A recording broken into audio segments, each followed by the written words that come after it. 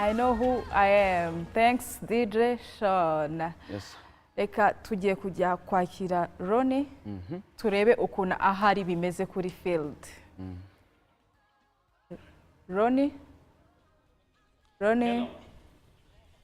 Yes, ndabumva cyane. A very lovely morning ku bakunzi ba RTV n'ikiganiro cya RTV Sunday Live. Ndabashimiye cyane Becky Roxy uri muri studio ndetse na DJ John.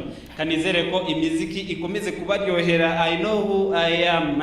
You guys enjoying music. It's a lovely morning. It's a beautiful Sunday. Kanizere ko mumeze neza banyarwanda kazi mukurikiye televiziyo yacu RTV. Amazina ni Ronnie El Maestro ndi live hano ku Kinamba Kiremera AZ Car Washing Bay, aho turi mu gikorwa cyo koza amamodoka dukusanya inkunga yo kujyana umunyarwanda Sheja hariya mu gihugu cy'Ubuhinde ngo abashe kuvuzwa ikibyimba cy'umugongo amaranye imyaka 2 consecutive years with the brain tumor. So ladies and gentlemen, ku bantu wenda batarahagira muratumiwe muhawe ikaze, muzane imodoka nyinshi cyane. Turi hano abantu batandukanye harimo abanamba, harimo abastari batandukanye.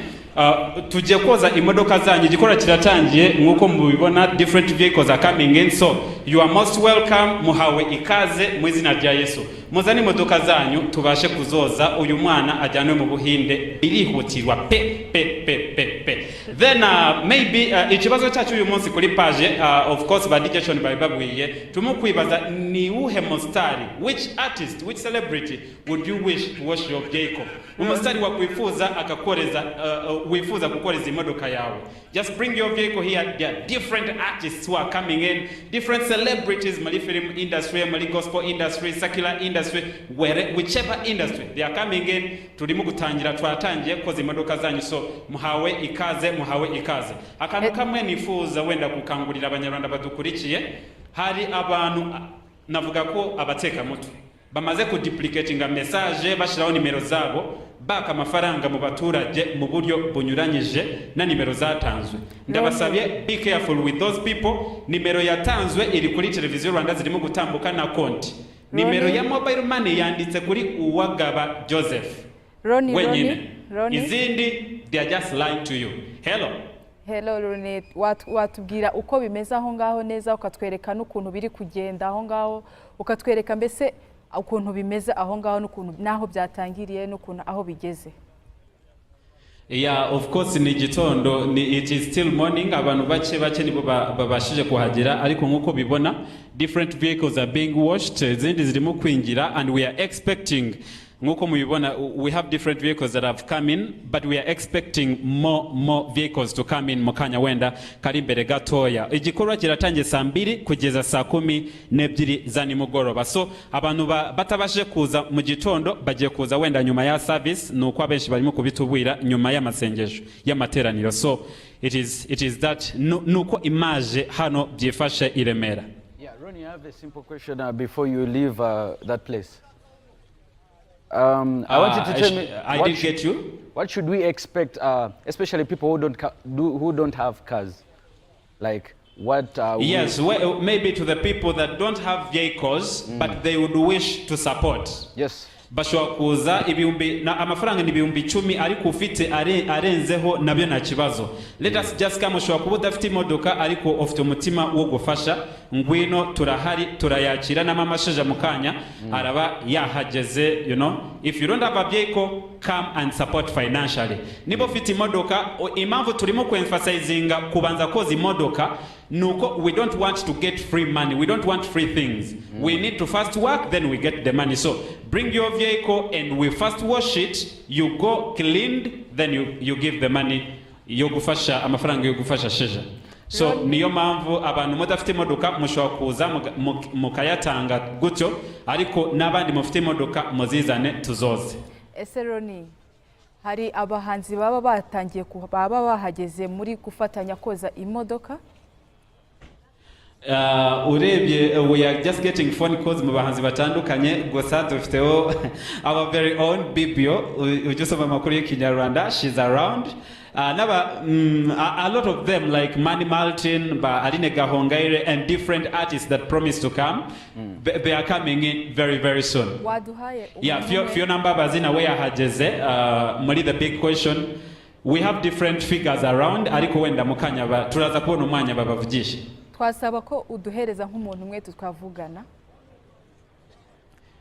Okay, when the Bibio can say Bibio, can you just come and talk to the people? Bibio katumachire mu masegonda 30 gusa aze agire icyo abwira abanyarwanda. Bibi from RBA, we are together here. Yes, Bibio, wasuza ku banyarwanda ukanabasaba kuza kwitanga. Murakoze cyane, turi hano muri gare y'Iremera, hakaba nyine mu ruhande imbere ahantu harebana neza na gare ya Remera, hari ahantu hari station nanone ni opposite na Beka, banki ya Beka iri hano mu Giporoso, niho rero hari iyi kawosh. Abantu ibyo byose nyine nkuko mugenzi wacu Secondo Olivier arimo kubafasha kugira ngo babibone, barahari, harimo nkuko muza kubibona, harimo abaza kuba bambaye imipira ya RBA, hari abandi baza kuba bambaye imipira yanditseho Together for Sheja.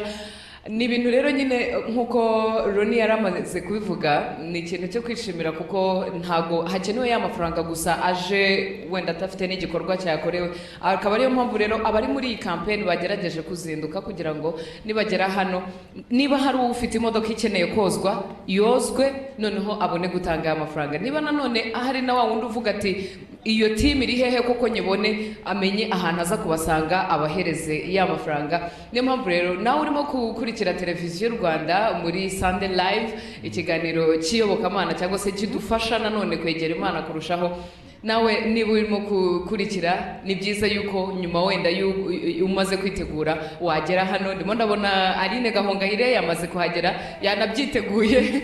Wenda usibye gatwe twaje twambaye amakoboyi, ariko ya turiteguye.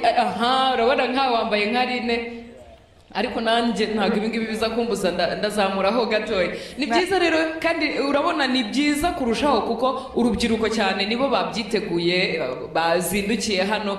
Kandi murabizi urubyiruko dufite imbaraga rero imodoka yawe iragenda iri very clean ku buryo bari buze kwibaza ngo naduhaye undi muntu umwe.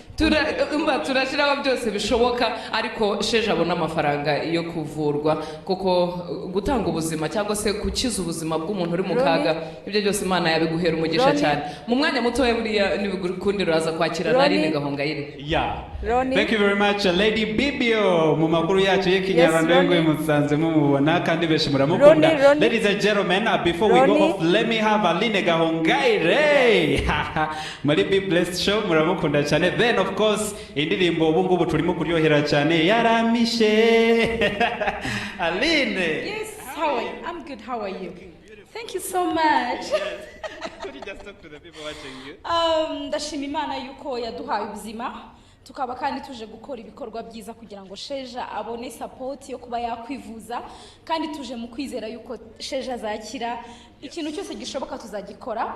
Niyo mpamvu dusaba inshuti zacu, abadukunda, abanyarwanda muri rusange kugira ngo badusupportinge, bazana amafaranga. Ntabwo ushoboye koza imodoka ariko ufite amafaranga uyazane kugira ngo Sheja abashe kubona ubuzima, kuko wenda ejo hazaza Sheja niwe muyobozi w'igihugu. Yeah. Wow, beautiful. Can you just sing just an acapella to the people watching you?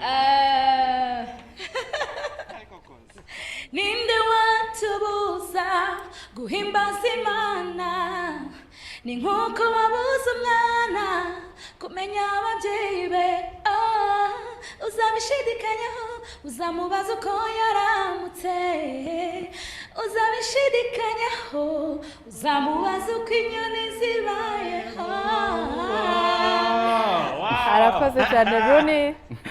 Thank you Aline, and ladies and gentlemen, mukomeze gukurikira televiziyo Rwanda, ikiganiro ni RTV Sunday Live hamwe na DJ Sean Limited and at Becky Roxy. Turabakunda cyane kandi muze muri benshi. We are waiting for you here. Music irakataje, we are everywhere. We are dancing down here and you are also dancing. We are waiting for you and God bless you. See you soon. Urakoze cyane Ronnie.